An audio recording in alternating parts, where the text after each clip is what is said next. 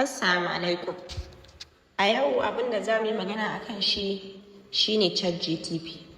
ChatGPT wani fasahar AI ne wanda aka yi shi kamar chatbox. Wato za ka iya chatting da shi, wanda za ka iya tambayar shi ansa, za ka iya tambayar shi abu ya baka ansa, ko kuma ka tambaye shi ya maka wani abu ya maka. Alal misali a ce kai ne kake da aboki wanda yana da photographic memory, wato duk abin da ya karanta baya mantawa. Sai ka bashi textbook, maybe na chemistry, ka ci gashi nan ya karanta textbook din nan. Idan ya karanta, duk lokacin da kake buƙatar ka tambaye shi wani abu da ke cikin wannan textbook din, da ka tambaye shi tunda baya mantawa kawai zai baka ansa. Kaga ya sauƙaƙe maka wurin a ce sai ka je ka nemo abu cikin textbook din nan, da ka tambaye shi kuma ya sani zai baka ansa in dai akan wannan textbook ne na chemistry. To haka ChatGPT yake. Kamar a ce yanzu ChatGPT ya karanta komai da ke kan internet ne, don haka zai sauƙaƙe maka wurin neman abubuwa da ka tambaye shi abu kawai zai je ya duddubo, ya karanta ya sani kawai zai baka gashi abin da kake nema a sauƙaƙe. Amma yanzu idan muka shiga cikin shi muka ɗaya misali za ku ƙara gane abin da nake nufi.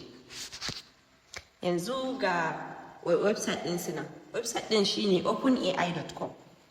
Idan ka je zai kawo ka nan homepage ɗin.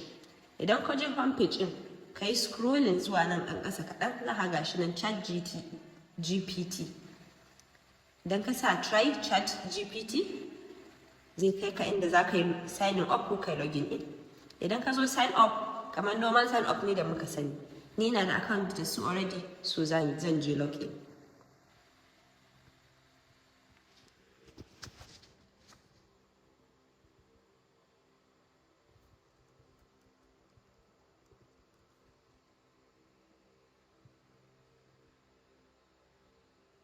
So kun ga ChatGPT din ma'ana. Na anan gefe muna da new chat. Idan ka danna nan new chat din, maybe ka riga ka fara tambayar shi wani abu anan kun dan yi magana, to idan ka danna new chat zai koma sabon chat. Wanda kuma kuka yi magana akan shi zai dawo maka daga nan gefe. Kun ga history is temporary when available. Okay to. History is temporary when available. You are working to restore this feature as soon as possible. To kun ga wannan issue ne da gare su. Amma dai ba zai hana mu yi wannan bayanin ba.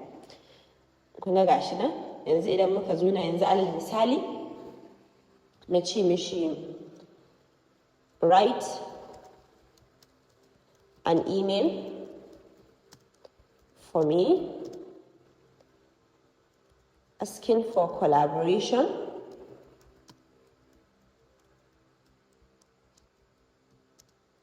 with a fashion brand. Gashi nan idan ka danna enter, to kun ga yanzu gashi nan.